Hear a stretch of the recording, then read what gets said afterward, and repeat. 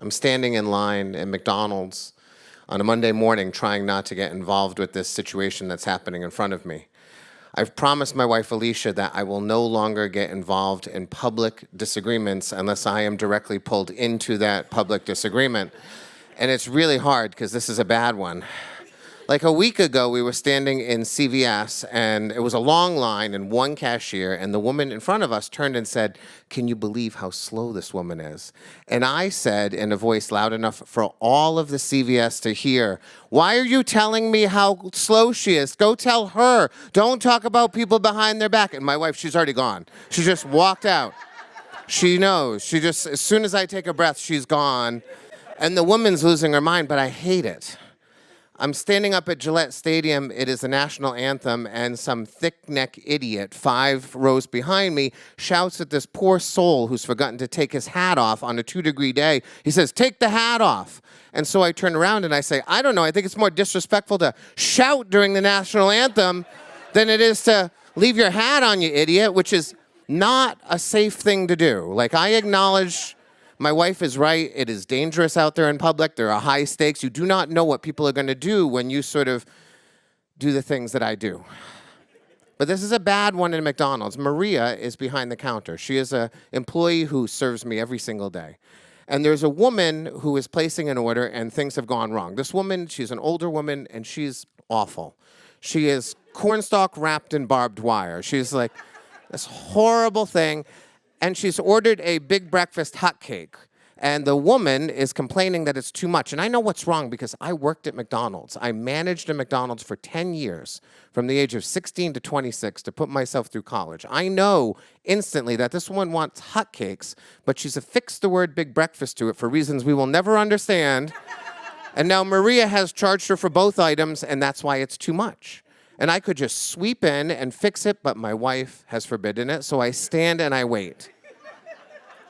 And eventually Gloria comes over, the manager, and she knows right away what's wrong, and she fixes it, and Cornstalk with barbed wire goes off to make her coffee, and I step up to Maria and I smile, the smile of, "Can you believe what people do these days?" And she smiles back to me, the smile of, "I go through this all the time." And I know, because I remember going through it too.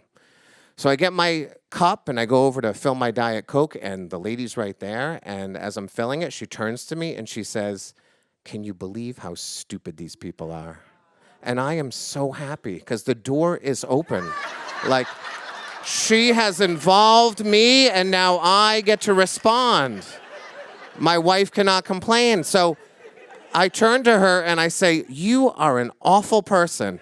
You are a terrible, despicable," and she tries to talk, but I run right over her with my words. I say, "No, no, no. You're an awful, you're a terrible person. You're the worst. You are just awful." And for the rest of the day, every time I speak to someone, I'm going to tell them about you and how awful you are. And she begins to cry. And I think, perfect. I have done my job here. Take my Diet Coke, my Egg McMuffin, I leave. I am a social justice warrior. I go to my classroom where I teach 10-year-olds and I tell them the story and they listen. And the mood in the room is not what I expect. And when I'm done, Alexis, the sort of student who was in charge that year, the leader of the class, she speaks first. She says, "You went too far, Mr. Dix." And I say, "What are you talking about? She was terrible." And Alexis says, "You became the bad guy in your own story." And I'm like, "No, I did not.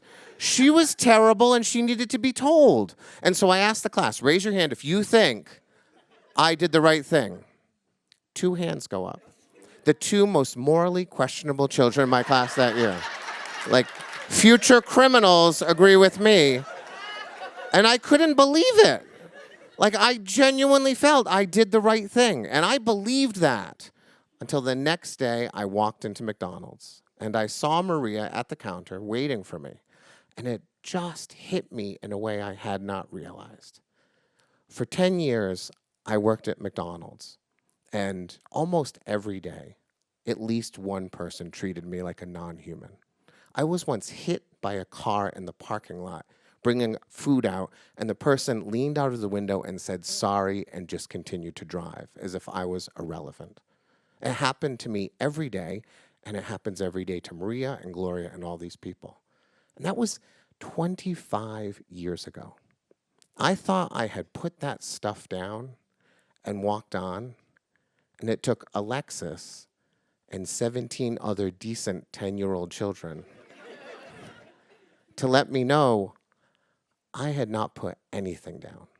Like the anger and the shame and the embarrassment and the rage that I felt every day doing that job, that decent, hardworking, respectable job, all of that, it's still right here.